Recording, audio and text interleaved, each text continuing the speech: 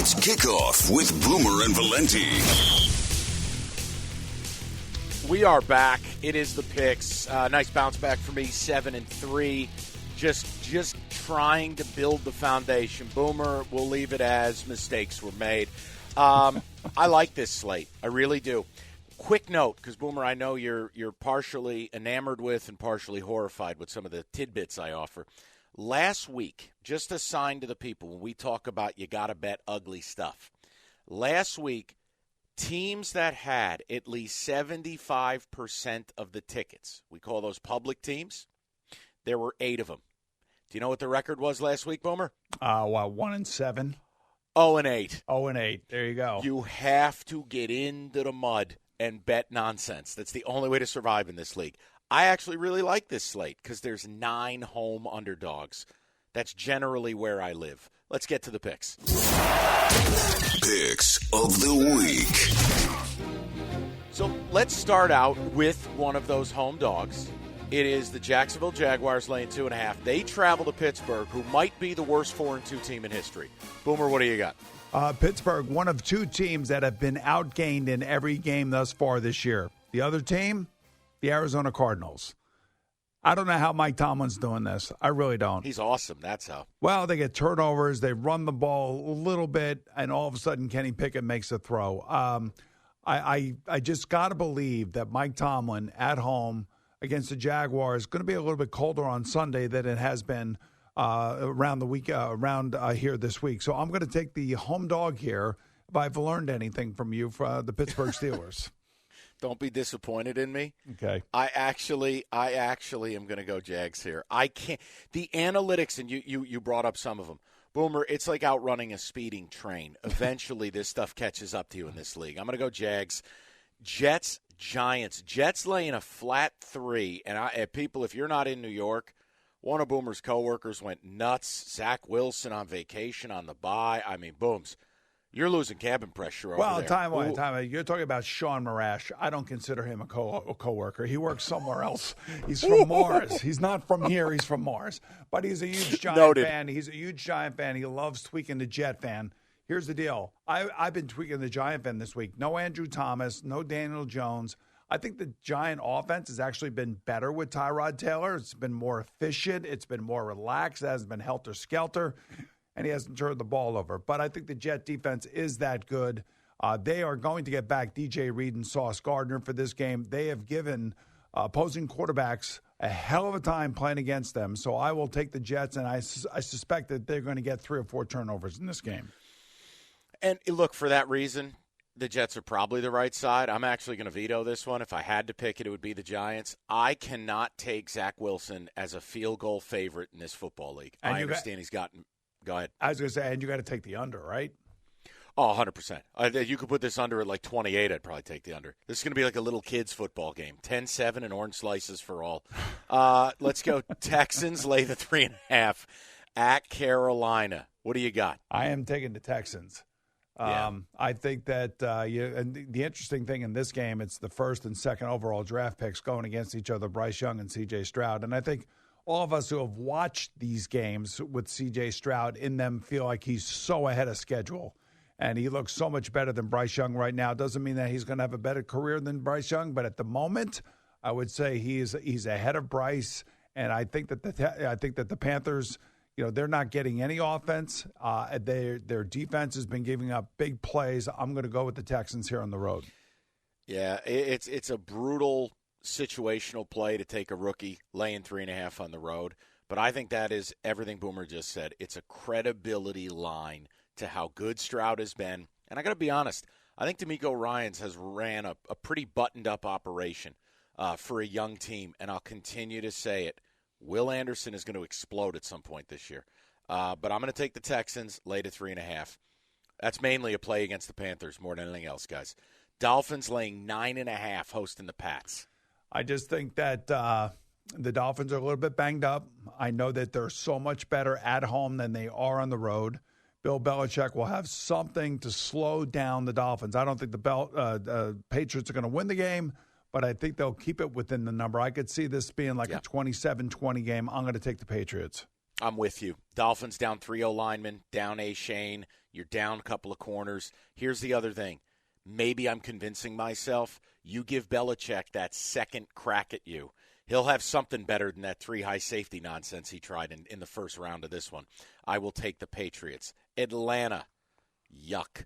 Laying 2.5 at the Titans, who may have given up on their season. Well, it looks like they got Will Levis starting for them this week, and just because of that, I'm going to go with the Falcons. The Falcons are, again, this is like one of these anomaly teams. They're leading the NFC South. This is a team that's got a lot of great athletes on it. It's just it's missing direction at the quarterback position, as you often point out on this show. And I'm not going to make this anti-Ritter. It was the whole operation. Boomer, they had 6 trips inside the 20. They fumbled away 3 of them. What? I just want to ask you the other thing. I want to ask you this question. Go ahead. Why? There's got to be something going on with Bijan Robinson. They said illness. I don't know if that's true or not. How do you not just tell us the kid's got a headache? What are we doing? I don't understand it. Here's the other thing. Boomer, we started the show. I can't believe we're almost at the halfway point. We talked about this kid had a shot to lead the league in rushing, and we're going to give him 300 touches. Are you going to take this kid out of bubble wrap? What the hell were you doing taking him at 8 overall? What am I missing? I don't know. That's the other thing. So I would think this week we're going to see a lot of him. I just feel like that's going to be the case this week. It's Vrabel at home as a dog, respect. But when you go and you trade your team leader on D, you don't have your starting quarterback. I can't. And the problem is I got to trust Desmond Ridder to go on the road and not implode. I'll do it, but very tepidly. Atlanta. Vikings laying 2 at Green Bay. You know what to do here. Yeah, I know what to do here. Don't do it. I am going to do it. I'm going to go with the Vikings. Oh, Boomer, bless your heart. Come on, man. Yeah, I'm going to go with the Vikings because of Kirk Cousins. I am so rooting for this guy. Everybody's crapping all over him for years. The Vikings are done with him. All he does is goes out there and throws for over 350 yards against one of the best defenses, leads his team without Justin Jefferson to a huge upset win over the 49ers. I'm sticking with Kirk Cousins on the road here at Lambeau. All right, I'm going opposite. I got to take the home divisional dog, and they're desperate. This is a back-against-the-wall spot for the Pack. Aaron Jones back fully, and Vikings riding high. It's an up-down league. It's a week-to-week league. I'm going Packers. Cowboys laying 6, hosting the Rams. Cowboys are at home finally. They are a different team at home than they are on the road. I do like what the Rams have done with Puka Nacua. He's a terrific rookie. He may be your rookie of the year right there if it's not for C.J. Stroud. I'm going to take the Cowboys here. I'm going to lay the 6 points, and hopefully the Cowboys are going to show up and put up one of those 30 spots on a Rams team that really is still trying to find itself. Yeah, and I think the Cowboys have what it takes. Obviously, without Trayvon Diggs, they're still not totally living in that new world. That's hard to get over a loss like that, but their front against this Rams O-line, no Kyron Williams. I'm going to go Cowboys, lay the 6. The next game, we're going to give Boomer another crack at this to see if he can get the right answer. Eagles, laying 7 at the Commanders. Yeah. You know I know. what to I do know what to do in this game because this is going to be a bounce-back game because this has been a long week for the Commanders. Yes. I am taking the Commanders here within the division, home dog. I think that they will keep it close. They're not going to win the game. The Eagles are a little different, on the road than they are at home. That's the case with a lot of these top teams. But I think the Commanders somehow, some way will fight for Ron Rivera, and they'll keep this game close. Hey, let's be real. I don't think anybody wants to anger Jonathan Allen anymore. So why don't we just go ahead and play better? Because he looked like he wanted to kill someone in the postgame interviews. Commanders, take the 7. Saints, Colts. Oh. This game should not be televised. Colts getting 1.5. You know what? I can't do it with this Saints offense. So here's the reveal. I'm taking the Colts because I hate Derek Carr. All right. I said it. I'm taking the Saints, and I'm taking the Saints because not because I hate Derek Carr. I just think I remember myself going into a new offense, and it took me about 5 to 6 weeks before I finally figured out what the hell was going on and what everybody was doing and what my responsibilities were. And once I figured it out, the light went on, and we took off. And it was later on in my career at the Arizona Cardinals. So I I see a little bit of this going on with Derek Carr right now where he's just afraid just to let it go. And I think they're getting close. I really do. So I'm going to pick the Saints here on the road at the Colts. Nothing says football like Sun Devil Stadium. I'm going to take the Colts. I just, like I said, I can't do it with the Saints. Seahawks, this is now out to 4, Boomer. So let's use the updated line. Seahawks laying 4, hosting the Browns. Yeah, I see that you have veto written down here. I think I was going to veto this one anyway because, it is P.J. Walker. This game last week between the Browns and the Colts was amazing. Incredible. It was the most, you could not predict anything that was happening in that game. The one thing I will say is that Geno Smith should win this game. I mean, he's the best player on the field, and he should win the game. So I'm not going to pick the game, but if I were, I would take the Seahawks. Yeah, I lean that direction. I think what scares me is I go back to when they played the Bengals, right? Geno's not processing, and he's hanging on to this rock and taking hits and sacks. And, man, if you're going to do that against this Browns D, rough. But the problem is, even though P.J. Walker isn't losing games, he's also not winning them. I mean, he's got 3 interceptions, no touchdowns. I just stayed away from it. The points bother me. It could be a field goal game, but I can't bet on P.J. Walker going into Seattle, and I'm not comfortable with Seattle. So, yeah, veto for me. Chiefs laying 7.5 at Denver.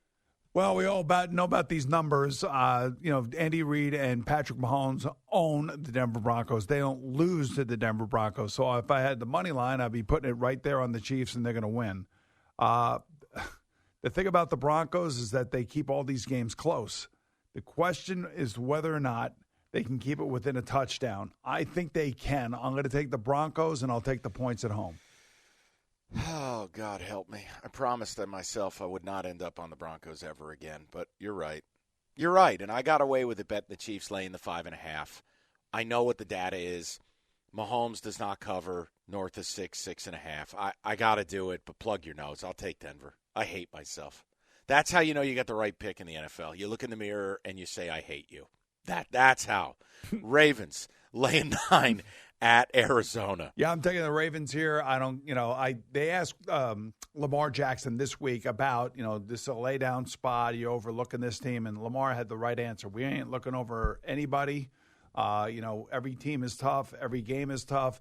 I just don't like where the Cardinals are right now, and I know that Kyler Murray is back practicing. He's not going to play in this game, so I will stick with the Ravens. I'll lay the 9 points.